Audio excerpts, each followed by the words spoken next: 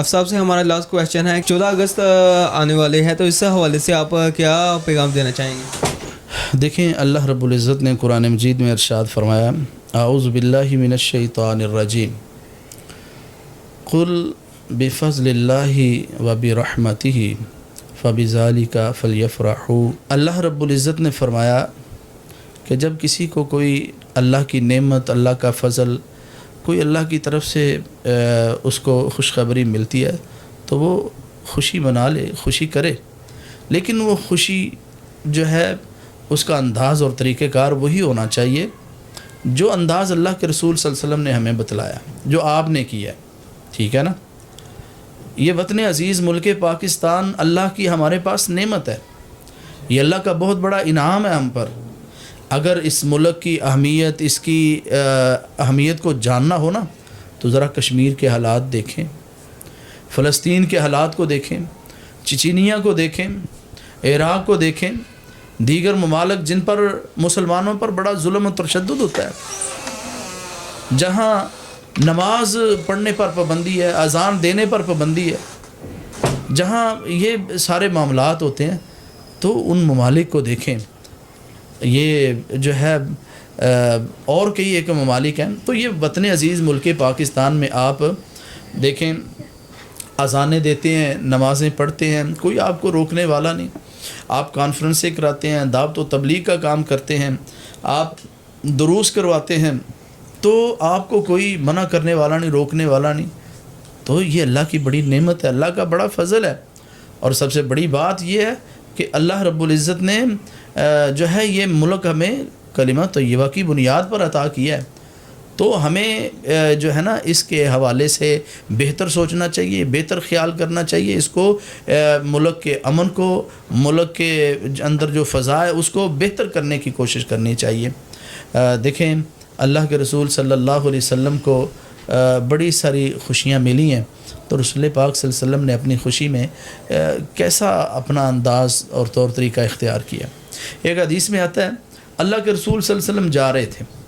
تو رسول پاک صلی اللہ علیہ وسلم نے دیکھا کہ ایک چھوٹے قد کا بچہ ہے، ایک چھوٹے قد کا آدمی ہے، تو نبی صلی اللہ علیہ وسلم فوراً سجدے میں گر گئے، تو اللہ کا شکریہ ادا کیا کہ اللہ کا بہت بڑا شکر ہے کہ جس اللہ نے مجھے بہترین قد عطا کیا ہے۔ تو یہ جو ہے اللہ کی نعمت ہے، اللہ کی نعمت پر سجدہ شکریہ ادا کرنا چاہیے، ٹھیک ہے۔ اور اسی طرح جب کوئی کامیابی ملتی ہے، کوئی خوشی ملتی ہے، تو اللہ رب العزت کا اپنی زبان سے بھی شکریہ ادا کرنا چاہیے، الحمدللہ کہنا چاہیے، اللہ تیرا شکر ہے۔ اللہ کے رسول صلی اللہ علیہ وسلم کی حدیث ہے، ابن ماجہ میں باب فضل الحامدین ہے اور صفحہ نمبر 78 ہے۔ اللہ کے رسول صلی اللہ علیہ وسلم کے صحابی سیدنا انس بن مالک رضی اللہ تعالیٰ عنہ بیان کرتے ہیں کہ اللہ کے رسول صلی اللہ علیہ وسلم نے فرمایا، ما انعم اللہ علی عبد فقال الحمدللہ الا ما كان الذي اعطى مما اخذ۔ اللہ کے رسول صلی اللہ علیہ وسلم فرماتے ہیں کہ وہ شخص جس کو اللہ نے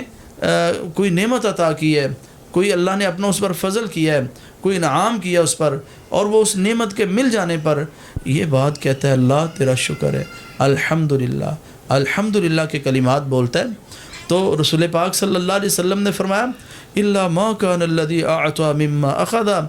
اللہ رب العزت اس کی زبان سے نکلے ہوئے کلمات کو اپنی نعمت پر فوقیت و برتری عطا کر دیتے ہیں۔ تو اس لیے ایک طریقہ یہ ہے سجدہ شکر ادا کیا جائے، دوسرا طریقہ یہ ہے کہ اپنی زبان سے اللہ کی توحید والے کلمات، اللہ کی حمد والے کلمات بولے جائیں۔ اور اسی طرح اللہ کے رسول صلی اللہ علیہ وسلم نے جب مکہ کو فتح کیا نا، مکہ فتح ہوا، تو رسول پاک صلی اللہ علیہ وسلم نے نا سیدنا بلال رضی اللہ عنہ سے بولا کہ بلال آج کعبہ کی چھت پر چڑھیں اور اذان سنائیں۔ اللہ کے رسول صلی اللہ علیہ وسلم کے یہ صحابی سیدنا بلال رضی اللہ عنہ کعبہ کی چھت پر چڑھتے ہیں اور اذان دیتے ہیں، اللہ کی توحید والے کلمات کو بلند کرتے ہیں۔ تو اللہ نے ہمیں یہ نعمت دی ہے، اس پر ہمیں اللہ کی توحید والے کلمات، اللہ کی حمد والے کلمات، اللہ کی کبریائی، بڑائی، عظمت اور شان والے کلمات زبان سے ادا کرنے چاہیے۔ اللہ تیرا شکر ہے، تو نے ہم کو یہ ملک عطا کیا ہے۔ تو اسی طرح اللہ کے رسول اللہ کی عبادت کر کے اللہ کا شکریہ ادا کرنا چاہیے، اللہ کی اطاعت اور فرما برداری کر کے، دین اسلام پر عمل کر کے اللہ کا شکریہ ادا کرنا چاہیے۔ اللہ کے رسول صلی اللہ علیہ وسلم رات کے وقت لمبی لمبی نماز پڑھا کرتے تھے نا، اور جو ہے لمبے سجدے، لمبے قیام. تو ایک دن امی جان سیدہ عائشہ رضی اللہ تعالیٰ عنہ نے رسول پاک صلی اللہ علیہ وسلم سے بول ہی دیا. فرمایا یا رسول اللہ آپ تو معصوم عن الخطا ہیں، آپ کی تو کوئی غلطی نہیں ہے، آپ کا تو کوئی گناہ نہیں ہے، آپ تو معصوم ہیں، پھر بھی آپ اتنی لمبی نماز پڑھتے ہیں. تو رسول پاک صلی اللہ علیہ وسلم نے فرمایا عائشہ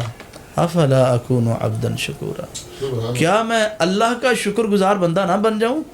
تو معلوم یہ ہوا کہ اللہ کا شکریہ ادا کرنے کے لیے اللہ رب العزت کی عبادت کرنی چاہیے. اللہ کا شکریہ ادا کرنے کے لیے 5 وقت کا نمازی ہونا چاہیے، اپنے عقیدے کی اصلاح کرنی چاہیے، اپنے عمل کی اصلاح کرنی چاہیے، اللہ کی نافرمانی سے بچنا چاہیے، رسول پاک صلی اللہ علیہ وسلم کی سنت کی مخالفت سے ہمیں بچنا چاہیے. تو یہ ہے خوشی منانے کا ایک انداز، طریقہ. ہمارے ہاں معاشرے میں جو لوگوں نے خوشی کا یہ 14 اگست والے دن یہ ڈھول ڈمکا، باجے گاجے اور اس طرح رقص اور یہ ناچ گانے، یہ ساری جو فضولیات ہے نا، یہ ان سے مکمل گریز کرنا چاہیے، ان سے مکمل بچنا چاہیے. یہ طریقہ کار درست نہیں ہے، یہ طریقہ کار سنت سے ثابت نہیں ہے، یہ تو جو ہے نا شیطانی عمل ہے. یہ باجے گاجے گانے بجانا اور پھر جو ہے نا ڈھول ڈمکے بجانا نہیں میرے بھائی، ہمارا دین ہمیں اس بات کی اجازت نہیں دیتا. اللہ نے مکہ فتح ہوا تو نبی صلی اللہ علیہ وسلم نے کس انداز سے خوشی کی ہے، اور جب اللہ کے رسول کو فتوحات کی خوشخبری ملتی، رسول پاک صلی اللہ علیہ وسلم کیا انداز اختیار کرتے تھے، ہمیں بھی وہی انداز اختیار کرنا چاہیے. تو اللہ کی حمد، اللہ کی تعریف، اللہ کی حمد و ثنا کرنی چاہیے. اور دیکھیں وہ لوگ جنہوں نے وطن عزیز ملک پاکستان بنتے ہوئے دیکھا ہے نا، آپ کبھی ان کی داستان سن کر دیکھیں، اللہ اکبر، وہ سسکیاں لے لے کر روتے ہیں اور پھر وہ داستانیں سناتے ہیں کہ کس طرح عورتوں پر ظلم کیا گیا، کس طرح خون کی ندیاں بہیں، کس طرح قتل عام کیا گیا، کس طرح ماں باپ کے سامنے چھوٹے چھوٹے بچوں کو نیزوں پر لٹکا دیا گیا اور ان کی آنکھوں کے سامنے وہ تڑپ تڑپ کر اللہ کو پیارے ہو گئے، شہید ہو گئے. کس طرح قربانیاں دی ہیں. یہ مسلمان ان قربانیوں کو بھول گئے ہیں، ان قربانیوں کو یاد کرنا چاہیے جو قربانیاں جو ہے مسلمانوں نے وطن عزیز کے لیے، ملک پاکستان کے لیے دی ہیں. تو میں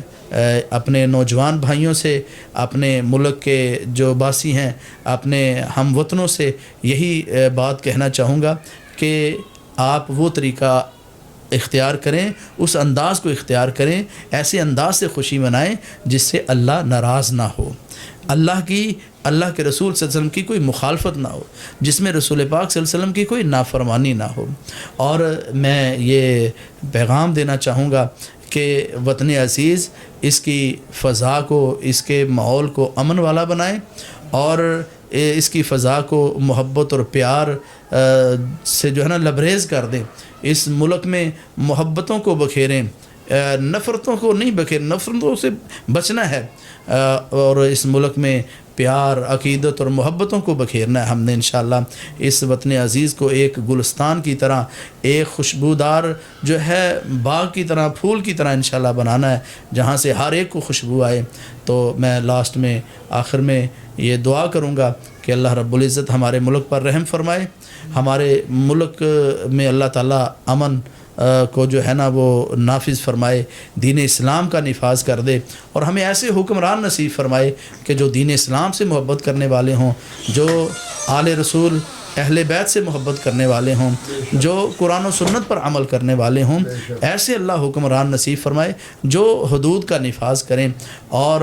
جو ہے دین اسلام کو اس میں جو ہے نا اس کی آبیاری کریں اور دین اسلام کی اشاعت کریں. اللہ رب العزت ہمارے ملک کی حفاظت فرمائے، اور اس ملک کے ساتھ جو حسد رکھنے والے ہیں، اللہ تعالیٰ اس ملک کو حاسدین کے حسد سے محفوظ فرمائے، شریر لوگوں کے شر سے محفوظ فرمائے. اللہ رب العزت اس ملک میں امن کی فضا پیدا فرما دے. اللہ تعالیٰ ہم سب کو اس ملک کے ساتھ سچی اور صحیح محبت کرنے کی توفیق دے.